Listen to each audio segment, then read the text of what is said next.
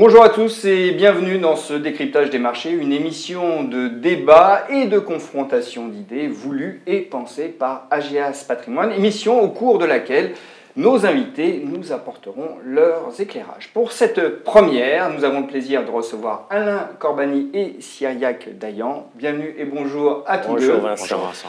Alors Alain, vous êtes gérant de fonds et responsable matières premières chez Finance SA. Votre fonds c'est Global Gold and Precious. Absolument. J'ai bien prononcé? Absolument.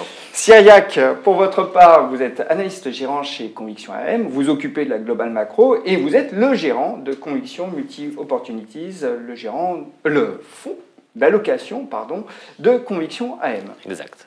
Alors, comme il s'agit d'une première, je dois tout de suite vous dire que nous allons prendre une habitude, celle d'ouvrir chaque décryptage des marchés avec les indicateurs de marché d'Ageas Patrimoine. Ces indicateurs sont les 6 thèmes clés qui, selon Ageas Patrimoine, peuvent faire le marché. À chacun de ces thèmes sera adjointe une note de force allant de 1 à 5.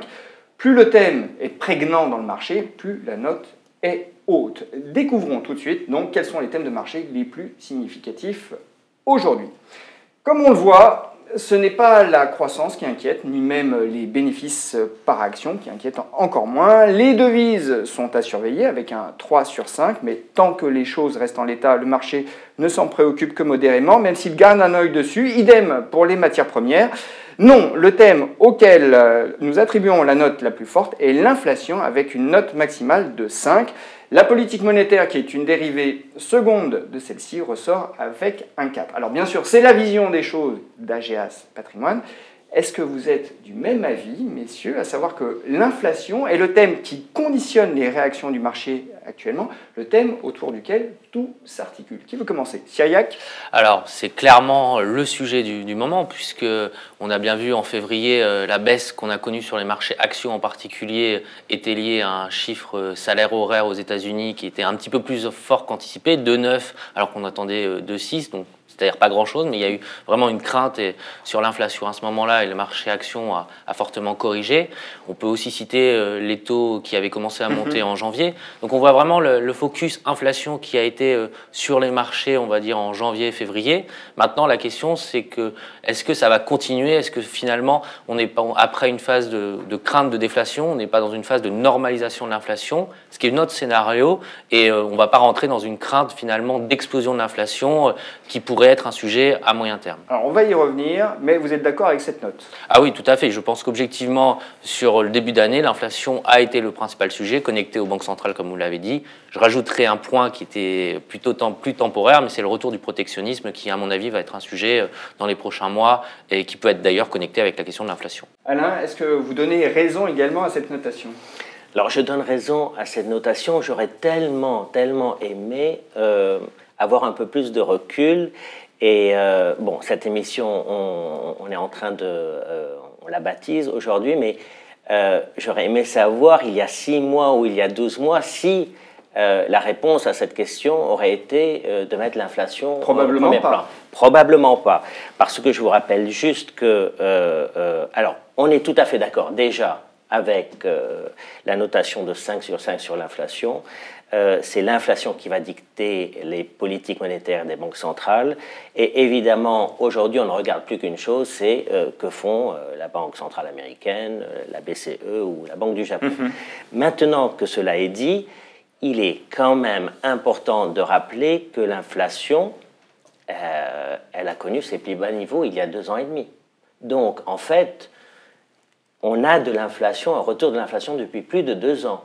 Donc le marché ne fait que prendre acte d'une réalité qui s'est déjà manifestée. Exactement. C'est pour ça que je suis un tout petit peu surpris qu'un élément déclencheur qui est une statistique, comme Cyriac l'a dit, en février de 2,9 qui tout d'un coup fait réagir tout le monde dans tous les sens. La réalité, c'est que depuis plus de 2 ans, on a un redémarrage de l'inflation et tous les chiffres le démontrent. Oui, mais alors, ce qui est intéressant là de juger, c'est la dynamique. On est bien d'accord. Exact. Or, la question qui surgit après, c'est de savoir jusqu'où va aller cette inflation. Est-ce qu'on peut considérer, Cyriac, vous y avez déjà un peu répondu, qu'elle va rester contenue ou on doit craindre qu'elle ne s'emballe? Alain. Écoutez, nous avons toujours dit, puisque nous gérons un fonds mine d'or, donc évidemment l'inflation est un élément crucial d'analyse, nous avons toujours dit qu'il allait y avoir à nouveau de l'inflation et que cette inflation serait modérée. Jusqu'à présent, nous avons eu entièrement raison. Et nous l'avons dit parce que nous écoutons vraiment avec attention à ce que dit la présidente, ex-présidente de la Banque centrale américaine.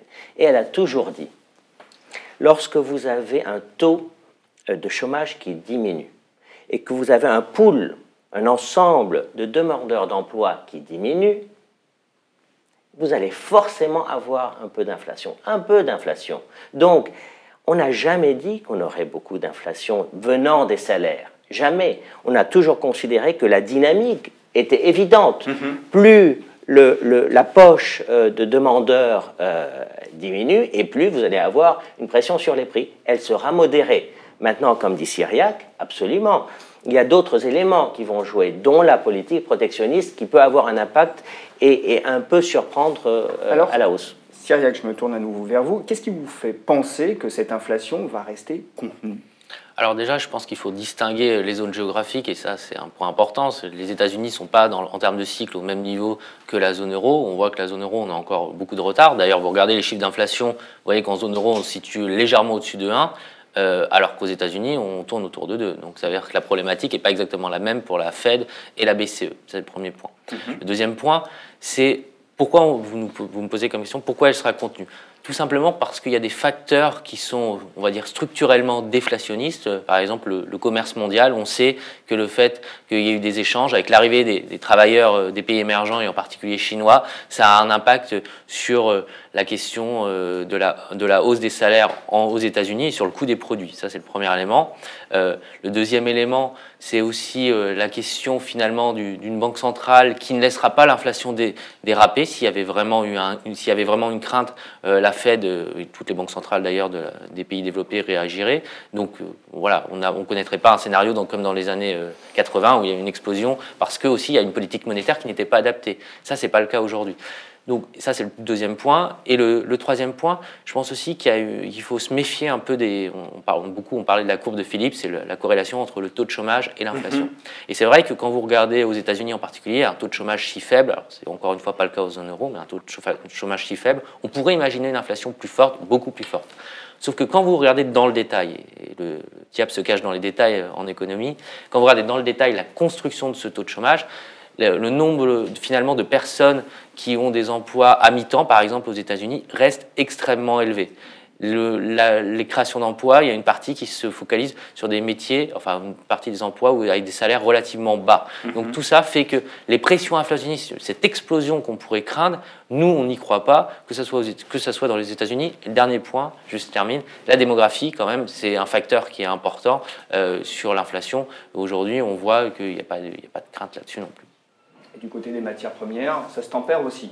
Oui, avec clairement une avance de 2 à 3 ans du secteur de l'or et de l'argent par rapport aux autres matières premières plus industrielles, puisque les vagues de restructuration ont démarré en 2013 pour l'or, alors que les mines d'or en l'occurrence, et alors que pour les parties plus cuivre, zinc, nickel, donc métaux industriels, charbon, énergie de tout type, hors pétrole, clairement, les vagues de restructuration ont eu 2 à 3 ans de retard.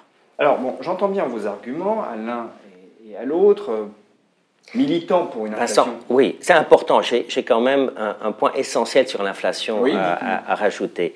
On est tout à fait d'accord avec Cyriac. Dans un univers tel qu'il a été défini jusqu'à présent, on est à l'aise, on a une inflation modérée.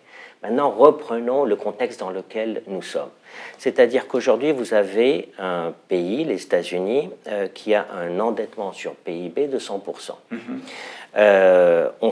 On sait historiquement que des déficits jumeaux, c'est-à-dire balance des paiements courants et balance fiscale, on est en plein dedans. Trump nous a bien délivré sur ses promesses électorales, va se traduire par de l'inflation. On le sait. Historiquement, c'est ce qui s'est passé. Vous avez eu sous l'ère Reagan la même chose et vous avez eu sous l'ère George W. Bush Jr. la même chose. Donc, on se retrouve dans un univers où vous avez des twin déficits qui augmentent, vous avez forcément de l'inflation puisque vous avez de la croissance. On se retrouve avec une situation où les taux d'intérêt réels, je suis désolé, c'est un peu technique, mais c'est important, où les taux d'intérêt réels vont rester bas longtemps. Et ça veut dire quoi? Ça veut dire que la devise américaine va se déprécier. Donc, fondamentalement, je suis désolé, je suis d'habitude contrariant, mais je suis désolé, mais les fondamentaux, clairement, de ces déficits jumeaux et de cette inflation militent en faveur d'une dépréciation de la devise américaine dans les 2-3 prochaines années. Donc ça, c'est un impact pour vous majeur. Qui va être double sur l'inflation, évidemment. Une devise américaine qui baisse importe davantage d'inflation. Je pense que vous n'êtes pas du même avis, Cyriac. Non, je ne suis pas du même avis sur le dollar, sans être en opposition directe non plus, puisque si vous prenez les différents facteurs que vous avez cités sur les marchés, on peut exactement avoir la même logique sur les devises, d'ailleurs sur toutes les classes d'actifs, mais sur les devises, et c'est certainement une réalité que les twin déficits ne sont pas positifs pour une devise. Maintenant, il y a d'autres facteurs qu'on peut pondérer plus ou moins importants. De notre point de vue, un facteur qui est extrêmement important, qui n'a pas fonctionné en 2017, mais qui à un moment donné est une vraie force de rappel, c'est le différentiel de taux. C'est-à-dire qu'aujourd'hui, quand vous achetez du dollar contre euro, vous êtes, alors ça dépend sur quel horizon, mais vous pouvez gagner environ 2%, voire 2,5% sur un an. Et ça, c'est un vrai élément important parce que pour un investisseur, en termes directionnels, acheter du dollar, ça vous rapporte un carry. Et on sait tous aujourd'hui, la recherche de carry, c'est quand même un élément extrêmement important. Et j'ai envie de rajouter un autre élément, c'est que pour des asset managers ou même des corporates, le coût de couverture aujourd'hui des positions dollar, longue dollar, c'est également 2,5. Donc, à un moment donné, ce différentiel de taux, que nous, on anticipe, et logiquement, devrait augmenter, puisque la Fed, il faut rappeler, devrait montrer 3 ou 4 fois les taux en 2018, 3 ou 4 fois en 2019, en face de quoi la BCE devrait peut-être monter 1 ou 2 fois en 2019. Oui, donc ça, pour vous, ça devrait jouer. De notre point de vue, c'est un vrai facteur qui peut entraîner, en tout cas, une stabilisation du dollar. Après, il y a d'autres éléments, en effet, qui peuvent jouer. Nous, on rajouterait aussi la croissance américaine qui sera plus... L'année dernière, on a eu la chance en zone euro, ce qui est assez rare, d'avoir une croissance quasi identique aux États-Unis, ce qui ne sera pas le cas en 2018 pour des effets temporaires aussi. Clairement, le plan Trump va refaire une relance qui sera temporaire, mais en tout cas, en 2018-2019, la croissance américaine sera supérieure à la croissance zone euro. Donc, la big picture, de notre point de vue, est plus complexe sur le dollar contre euro. Et le troisième élément, alors nous c'est un peu l'inverse, on a plutôt un biais un peu momentum, mais pour le coup on a envie d'être un petit peu contrarié, on était très sous-exposé dollar, et là on est en train de revenir vers une certaine neutralité sur le dollar, parce qu'on considère qu'à 1,25 finalement il y a des forces qui se compensent un petit peu sur cette paire-là. Bon, là on voit bien que vous n'êtes pas tout à fait d'accord.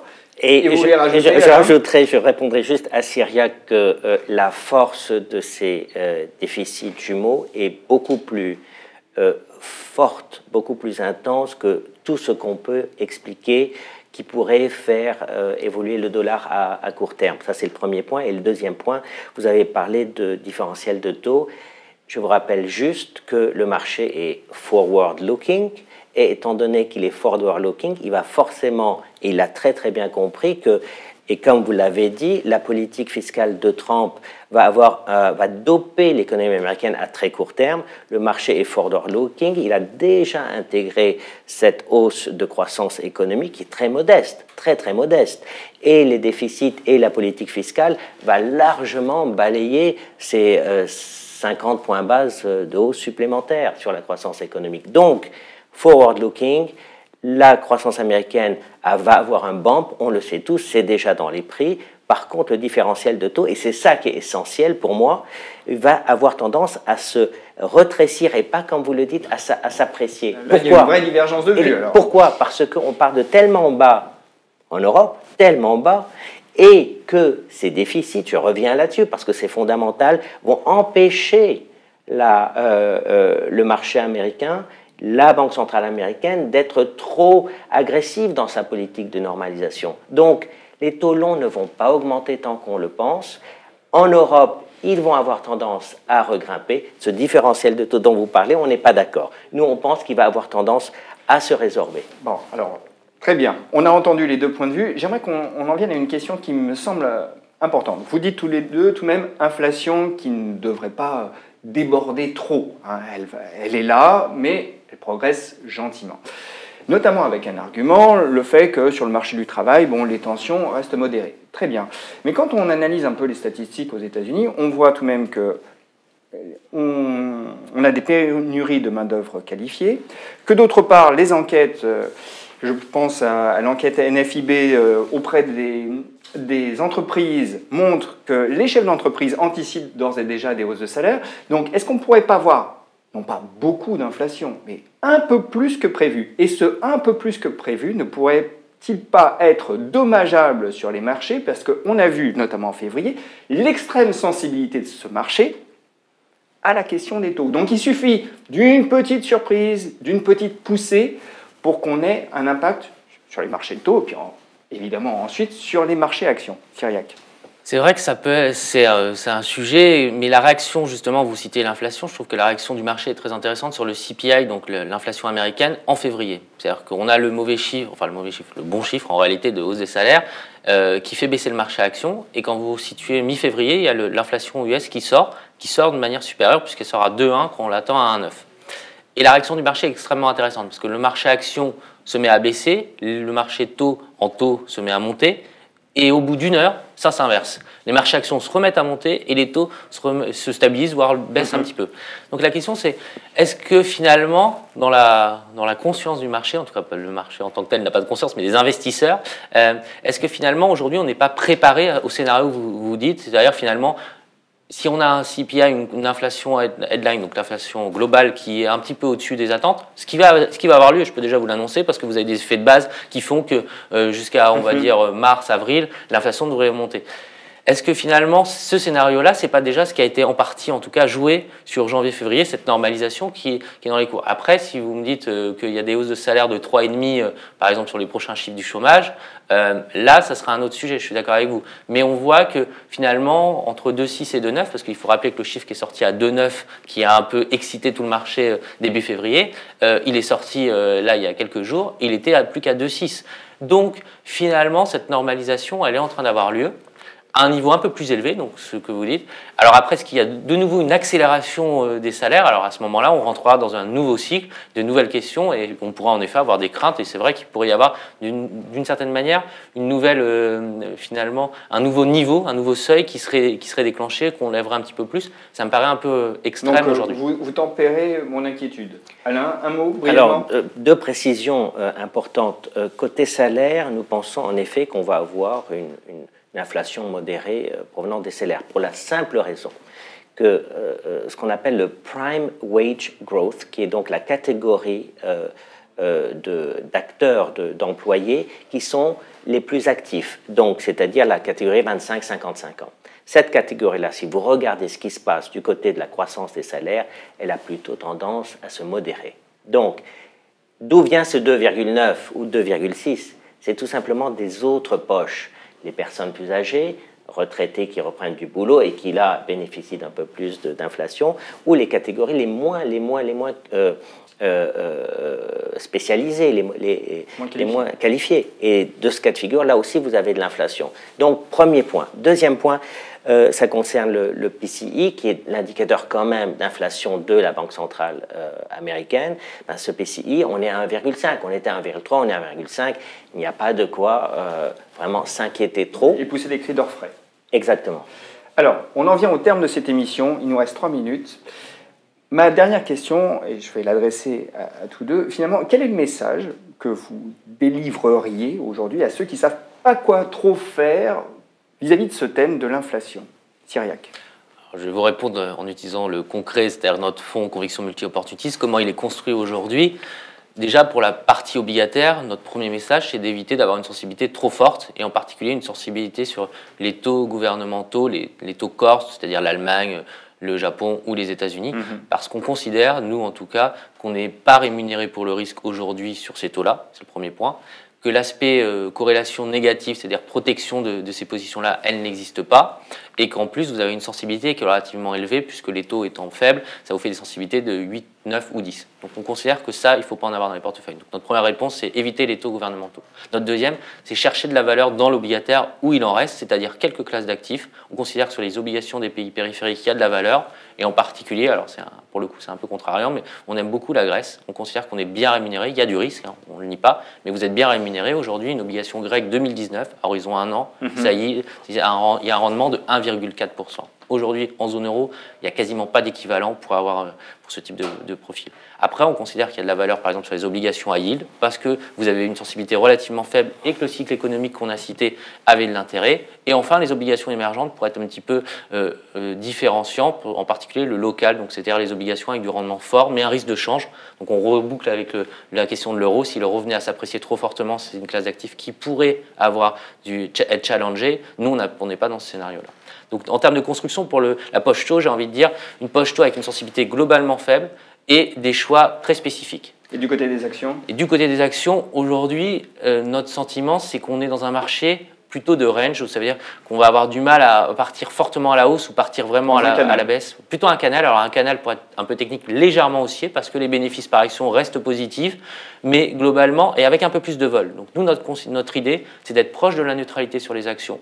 Donc, par exemple 35% sur un fonds comme Conviction Multi-Opportunities, mais en étant tactiquement, en ayant des positions tactiques assez fortes, via les options en particulier. On considère que le retour de la vol, ça peut être des stratégies optionnelles intéressantes, une approche intéressante, et aussi donc avec du tactique via des futurs, des choses comme ça, pour faire varier l'exposition, par exemple, entre 30 et 45, quelque chose dans ce type-là, vraiment avec cette flexibilité qui est, de notre point de vue, un point extrêmement important sur 2018, c'est-à-dire qu'on va avoir des marchés qui malheureusement seront plus comme en 2017, avec des actions qui montent de 10 ou 15, voire 20% aux États-Unis, et un drawdown peut-être de 5. Alain, même question, et je présage que vous allez me parler des matières premières. Non, je vais vous parler de l'or. Et pas seulement parce que je suis censé bien maîtriser ce sujet. C'est tout simplement parce que nous pensons déjà depuis plus de 2 ans et demi que nous avons démarré un nouveau cycle sur l'or. Ce nouveau cycle, je vais passer la partie industrielle, ce n'est pas le sujet d'aujourd'hui. Je vais surtout vous parler de l'inflation et liée à l'or. Et c'est pour ça que lorsqu'on dit qu'il y a inflation, on va se positionner sur l'or, la réponse est non. Je vous le dis tout de suite, il ne suffit pas d'avoir de l'inflation pour acheter de l'or. Il faut avoir de l'inflation, mais aussi et surtout des taux d'intérêt réels bas. Ce qui est extraordinaire, génial et magnifique, c'est qu'on est exactement dans cette configuration. Je répète la logique dans laquelle nous sommes. Nous avons des États massivement endettés. La dette sur PIB américaine, elle est de 100%. Vous avez des déficits de la balance des paiements courants, vous avez des déficits fiscaux et vous avez de l'inflation. Dans un cadre pareil, l'histoire a démontré que la devise américaine se dépréciait et que l'or s'appréciait. Nous sommes exactement dans cette configuration. La même chose que l'ère Reagan, à la grande différence qu'à l'époque, la dette sur PIB était de 30%. Donc on pouvait se permettre d'augmenter nos taux autant qu'on voulait parce qu'il y avait de l'inflation. L'ère Bush, c'était très différent, Junior. On avait déjà l'endettement sur PIB de plus de 60%. N'en parlons pas maintenant. Voilà. Et donc, la réalité, c'est quoi? La réalité, c'est que dans un contexte de taux d'intérêt réel bas et de dépréciation de la devise américaine parce qu'on a ces doubles déficits, on va se retrouver avec une appréciation du prix de l'or. Et donc, je suis désolé de faire de la promotion, mais qui est forcément bienvenue dans ce cas de figure. C'est le terreau fertile pour l'appréciation de l'or. Messieurs, en tout cas, merci beaucoup à l'un et à l'autre pour merci la qualité vous, de cet échange et nous nous retrouvons pour un prochain décryptage des marchés très bientôt.